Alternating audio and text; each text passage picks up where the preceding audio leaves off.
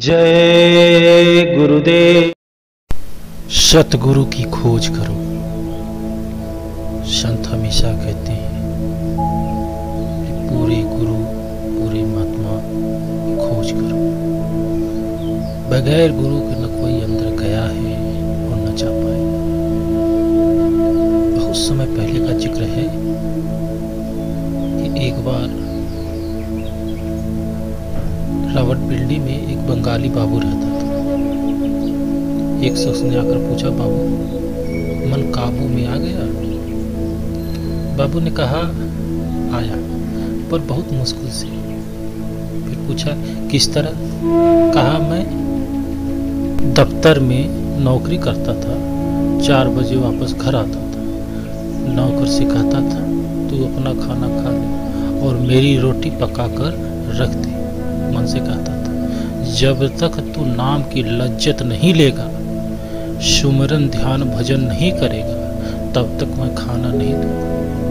इतनी दृढ़ता से अपने मन से लड़ता था।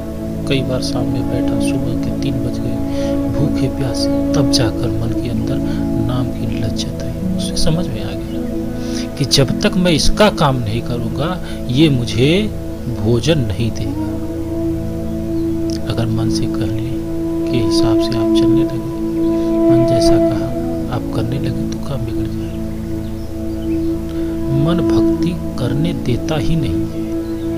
मन चाहता ही नहीं है कि आप भक्ति करो। सारे महात्मा हमें कहते हैं कि अगर मन का कहना मानोगे तो नरक ले जाएगा, और गुरु का कहना मानोगे तो तुम्हें वो तुम्हारे घर ले जाएंगे। जब हम दुनिया में हैं, मन हमारे साथ है। जब तुरिया पद में जाएंगे, वहां भी मन साथ है। जब ब्रह्म में जाएंगे, वहां भी मन साथ है।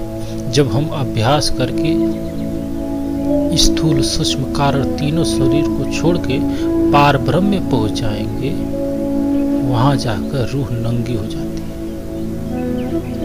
इसे पता लगता है कि मैं आत्मा हूं। फिर ये कहती है कि मेरा कोई परमात्मा भी है। डॉक्टर ने दवा दी, घर लाकर रख दो, फायदा होगा? कुछ नहीं। हम दवाई खाते नहीं, डॉक्टर को बदनाम करते हैं।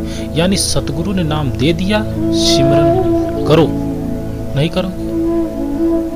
न सिमरन किया, न अंदर गए, न ऊपर चढ़े, न रूह की शब्द की लज्जत ली, और इल्जाम लगा देते हो कि गुरु महाराज दया नहीं कर रहे। ये कम दया है कि रास्ता दे दिया। ये कम दया है कि तुमको बता दिया कि हम आए वही देश जहाँ तुम्हारो धाम, और तुमको घर पहुँचावना एक हमारो काम। ये इशारा कम है? इतना खोल के कह दिया। अभी तुम यही एक गफलत में हो कि गुरु महाराज दया नहीं कर रहे।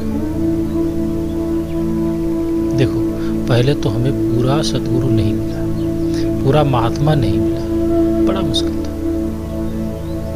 पूरा महात्मा बिना पूरे भाग के नहीं मिलता, ये समझ लो।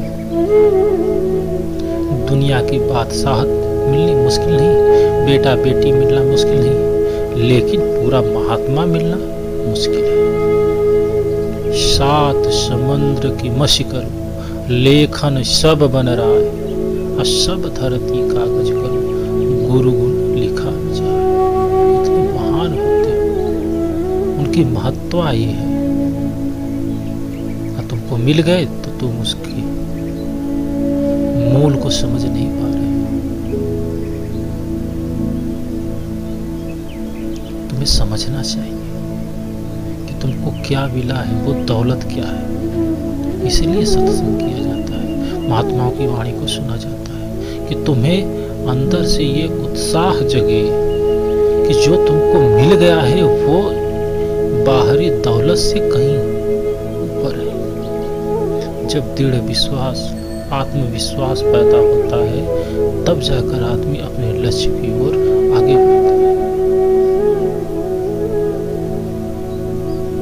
लेकिन तुम समझ पा नहीं रहे। अगर बचाव की कोई सूरत है जो इन सब चीजों से बचा सकता है, दुनिया से, नाते रिश्तेदारों से, पाप से, पुण्य से, तो वो सतगुरु की शरण है। हमारा पहला फर्ज है कि पूरे सतगुरु की खोज करें। अगर हमारा एक जन्म भी पूरे गुरु की खोज में लग जाए तो बाद में फिर मनुष्य जन्म मिलेगा, फिर सतगुरु मिलेगा। जब सतगुरु मिल गया फिर 84 का क्या डर। जल्दी नहीं करनी चाहिए, पूरी तसल्ली करके, पूरी खोज करके सतगुरु को धारण करना चाहिए। लेकिन अगर सतगुरु मिल जाए फिर मेहनत करके पर्दा खोलना चाहिए। अगर सतगुरु धारण करके फिर खोज की नहीं और पूरा वक्त जाया कर दिया, अंदर तरक्की नहीं होती। अब जिस तरह किसी स्त्री के किसी पुरुष के साथ ब्याह हो जाए, फिर औरत की तरफ वो देखे, वो दूसरी औरत की तरफ, तो वो बेविचारणी कहलाती है।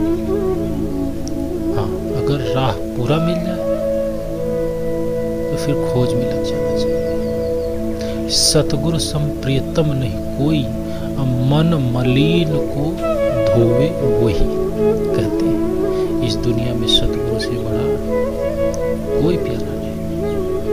कबीर साहब ने लिखा कि गुरु गोविंद दो खड़े, काके लागो पाए, अब बलिहारी गुरु आपने, जिन गोविंद दियो बताए। इस दुनिया में सतगुरु से बढ़कर कोई हमारा रिश्तेदार नहीं है।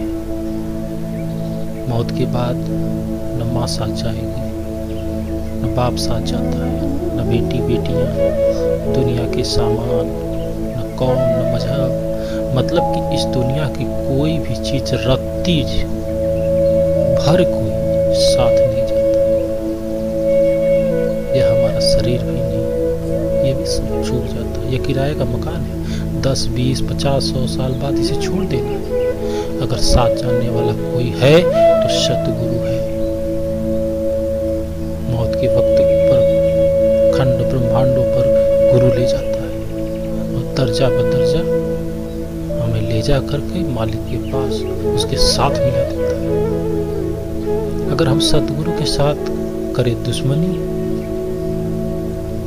उसकी करें निंदा, उसकी करें चुगली, फिर हमें साथ कौन ले जाए? क्योंकि हमें मालिक से मिलाएगा कौन? सतगुरु। हमने दुश्मनी किससे ली? सतगुरु से। अब तो तुम्हारा काम गया।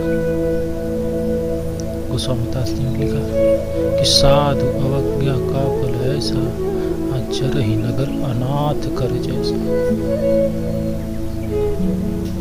तब कमी है, वो ये है कि हम अपने मन के मुताबिक चलते हैं, न कि अपने मुर्शिद के मुताबिक। यह हमारे सतगुरु पर पूरा भरोसा होने नहीं देता। यह बड़ा प्रपंची है, ये तो काल का एजेंट है। उसने इसको सिखा रखा है कि देखो, ये जब तक इस दुनिया की तरफ अपना मुख किए रहे तब तक इसे उत्साह, इसे ऊर्जावान किए रहना। और जब ये इस दुनिया से मुंह मोड़ के किसी सतगुरु की बात पे चलना चाहे तो तमाम अटकलें न लगाना, इसको ऐसे ऐसे जाल में फंसाना ये गिर जाए और फिर इधर चले जाए। सतगुरु को हमसे अपना काम नहीं करवाना है, न कोई कौम बनानी है, न मजहब बनाना है, बल्कि मालिक से मिलाना है। सतगुरु एक रास्ता लेकर आते हैं। ये रास्ता आज का नहीं, ये सृष्टि की जब रचना हुई तब से एक ही रास्ता है। उसी को संतों ने बताया, उसी के जरिए लोगों को वहां तक पहुंचाया। ये जीते जी का रास्ता है, न कि ऐसा रास्ता कि मरने के बाद मिलेगा। यहाँ सब कुछ जीते जी होता है। यहाँ बैठो, करो और पालो। वो अपनी मजदूरी करे, खेती करे, दुकानदारी करे और वो मेहनत करे, मालिक का नाम जपता है तो उसको पूरी कीमत मिलेगी। ये सतगुरु का प्रताप है।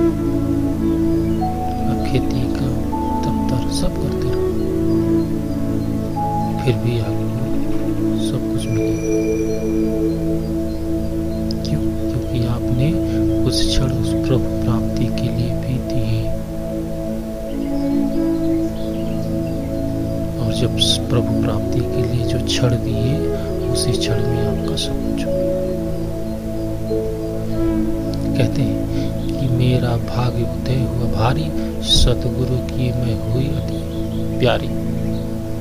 सतगुरु के साथ प्यार किया, रूहानी मंजिलों पर चली, अंदर पर्दा खुल गया। लिखते हैं एक जगह कि जगत जीव कहाँ जाने महिमा वेद, कबीर न जाने रहा मरना।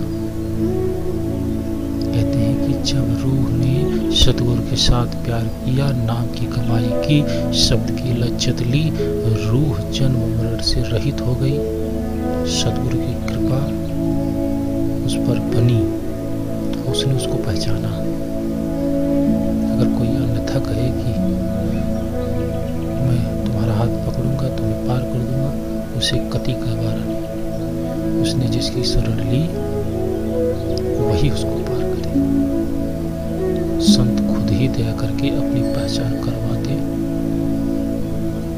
ये उनकी उठ। जब तक यह तीनों गुण से पार यानी तुर्यापद ब्रह्म पार ब्रह्म को पार करके ऊपर न आए, तब तक यह गुरु को नहीं समझ सकते।